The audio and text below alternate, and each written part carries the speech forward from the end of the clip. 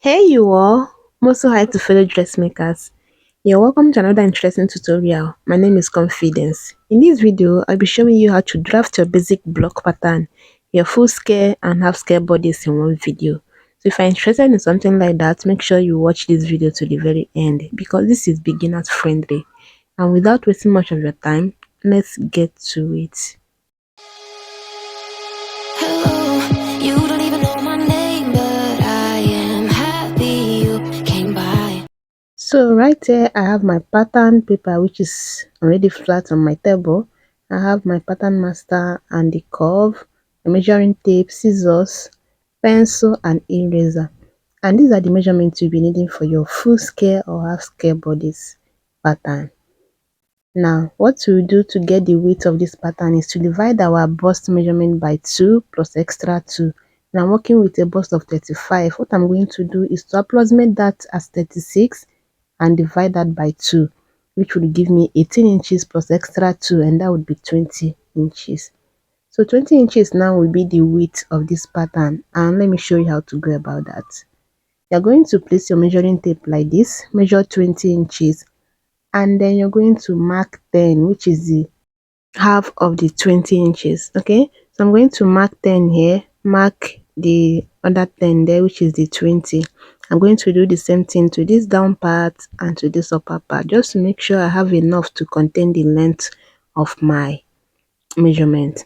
And then the length I'm working with is 24 inches. I just want to mark everything once so I can connect it. Now go ahead and use this ruler to connect everything. First, the length line, and then the width, the front and then the back, because we want to draft both the front and then the back once. Okay, now after that I will label it front and then back, and we'll start taking our measurement. I'll start from this top line here and measure down to my waistline. I'm using 17.5 as my waist, shoulder to waist measurement. I'm going to mark it to this other side, 17.5, and then I will mark for the back. Now the difference between my front length and then the back length is just 1.5, and I'm going to mark that. Even though I made a mistake, I'm supposed to mark 16 inches here, but I marked 15.5. Don't worry, I'll be correcting that. But then it's important that you know the difference between your front length and then the back length. It's not the same for everybody. Now I'll go ahead and measure my shoulder measurement divided by 2, and then I'll do the same thing for the back. Then on that point, I'm going to do the back shoulder slope, which is 1 inch, and then for the front shoulder slope, it's 1.5. It's pretty much standard for most adults. Okay, 1.5 for front and then 1 inch for that. And I just mark a broken line just to indicate the 1.5 and then the 1 inch. Now for the neckline, I'm using 3 by 3, which is my own standard measurement. 3 by 3 for front and then 3 by 1.5 for the back. Now notice how I'm going to place this curve. Go ahead and do the same for yours. If you don't know how to go about your own neckline measurement, divide your bust measurement by 12, and that would give you your own neckline. Now go ahead and connect the shoulder slope to the neckline. The next thing we are going to do now is to mark the chest line, and to do that we're going to divide your bust measurement by 6 plus extra 1.5. Whatever you have, start from this point here. You see that back shoulder slope? I'm supposed to mark 7.5, right? Plus that 1 inch, that would be 8.5 total. Just to make it easy, I'll start from this point here, this top line, and just mark 8.5. But please do not make any mistake by starting from your front shoulder slope to mark the value you got from your bust circumference divided by 6 plus 1.5. Okay, so I'll go ahead and mark the 8.5 total. That is 7.5 for our chest line plus the 1 inch shoulder slope for the back, and that would be 8.5. I'll go ahead and mark it and then connect it, mark it across like so, and then of course connect the armhole line. I hope that makes sense. Now, because of the excess around the chest line, it's important that we tighten it. So it's either you measure it like you see in the picture here, or from the length of your armhole line, chest line, come up by 3.5. For most adults, it's standard. then mark it and then come in by 0.5. For most slim person, you can use 0.75, but 0.5 works just fine for me. For the back, you're just going to get the midpoint from your shoulder slope to the chest line for the back, okay? Then you go in by 0.25. Now use the straight part of your ruler to connect it like so, okay? Use the straight part, connect it like so, then you leave it like that. We'll continue from that point later. I'll go to the waistline and then mark my bust span measurement, which will be my dart leg, and I'm using 3.75 for this. Then I'll go up 6 inches, go down 6 inches again,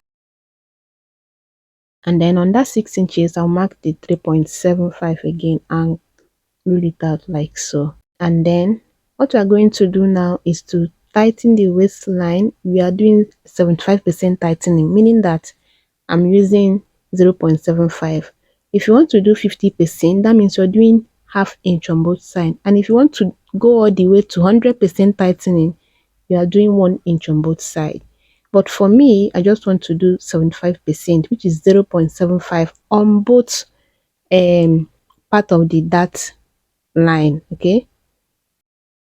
0.75 on this side, 0.75 on this side. Then I'll go ahead and connect it like so. Okay, go ahead and pivot the lines to look something like this. For the back, I'm going to use 4 inches for the dart line, then go up 6 inches from my waistline, 6 inches again down from my waistline. Okay, now if you notice, the back is longer than the front. What I'm going to do is to measure what I have from my waistline to the length. Then whatever I have there, I'm going to do that on the back. I have about 7 inches, I guess. And then I'm going to mark from my back waistline 7 inches down. Now I'm going to mark 4 inches on that 6 inches up and 6 inches down. I don't know if you understand. That is the length of the dart. Then I'm going to rule it out like so. Okay, we did 75% tightening for the front. We are going to do the same thing for the back. But for now, let's do 50%. Meaning that I'm marking half inch on both sides of the leg, that line. Then I'm going to connect it like so. Okay, don't worry, we'll complete the tightening later. But for now, let's leave it at this 50%. Come to your chest line and take your bust measurement divided by 4 plus half inch for ease. Okay, my bust circumference divided by 4 plus half inch for ease. I have about 9.25 here. I'll go to the waistline and then I'll divide my waist circumference by 4 plus this 1.5 for that. Go ahead and replace that 1.5. Now at the hemline, at the length, you're going to impute your upper hip measurement. Make sure you measure that so it's accurate. You know, it's not too loose on that point or too tight. And you're going to connect the lines like so. Now you can go ahead and complete the armhole line. Okay, armhole curve it like so. But in case you do not have this curve and you have just your pattern master, don't worry, you can use it also. Go ahead and use this part that looks like your armhole curve. Go ahead and use it to curve it. Either one you choose to use, but I would advise that you use this bigger one. You know, this part that I'm using here. It's not like it will affect anything if you use the other part, but just use the part that I showed you. Okay. Now for the bust dart, you're going to measure the difference between the front and then the back length. And this is when I noticed that it's longer than 1.5, which is the difference between my front length and back length. What I'm going to do now is to go ahead and redraw the lines. I'm going to redraw the lines and then the dart, and then I'll come back to show you. Just everything we have here. The only thing is that the back half length is shorter by one and half inch. Okay, so I'm going ahead to redraw the lines. I don't know if you can notice the previous lines, and now I have my 1.5 difference from front and back. I'm going to use that same 1.5 for the dart bust that. I hope you understand. And to do that, you're going to start from this top line and measure down to your nipple point, from your shoulder to your nipple point. For mustard dot, it's just 2 inches away from your chest line. If you don't know how to go about that, you can just mark between 1 inch, 1.5 or 2 inches. But it's just important that you measure it to be sure. For me, it's about 1.5. Then I'll start from that nipple point, measure down 1.5. Just watch closely. I'll measure 1.5 and get the midpoint of that 1.5, which you can choose to ignore for now, but you'll be needing it just in a minute. Now I'm going to connect the bus dart like so. Connect it to the bus span line, that line. Go ahead and connect it like so. Now you can choose to connect this dart all the way to this nipple point line, or you can choose to leave it. Because we are not doing bustier now, I will leave it. If I want to transform this to bustier, I'm going to connect it to that point. Now, this is where you need the midpoint of that 1.5. You go ahead and go out by 1/2 inch on that side, and then you connect it just like you see me do. First connect from the chest line to that midpoint, that 1/2 inch on that midpoint of the 1.5, and then you connect the other point to the waistline, just like that. It's pretty much simple. If you don't understand, you can just watch this part again. Okay? And I think we are done for the front. Now let's go ahead and complete the back. Remember we did 50% tightening yet for the back. We use 1/2 inch on both sides of the dart line. And now we are going, the other remaining 1 inch, we are going to use it to tighten the center back, which is also dart. Most people don't know this. Your center back tightening is also part of the dart. Okay, so I'm going to mark it and then connect it all the way to the neckline part, and then connect the other one to the down part. Okay, now to add your zipper allowance, you're going to follow the same line that you have here. Add your desired zipper allowance that you want. Okay, the next thing we do now is to go ahead and mark the back bust measurement, the bust measurement for the back. The reason why we didn't do that here is because of this center back tightening. You see that it took part of the measurement. So for you not to affect your measurement, go ahead and tighten the center back first. Then you go ahead and take your bust measurement from that line. Okay, do the same thing for the waist. Start from the center back tightening. Measure your waist circumference by 4.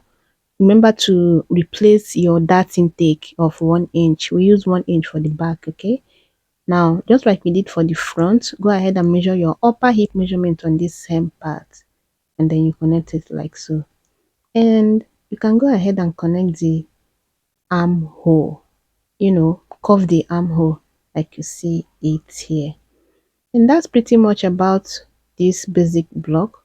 I hope it's as easy as I promised you.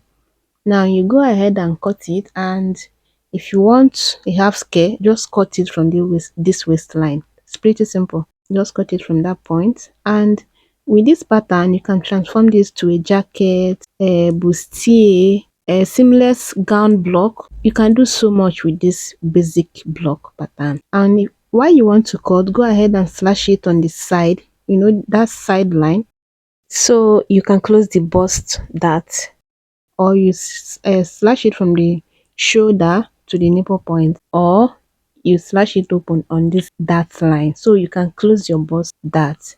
Now watch out for my next video, because I'll be showing you how to do all of that and how to transform this to a bustier. And with that being said, I'll see you on my next one. Be good. Bye.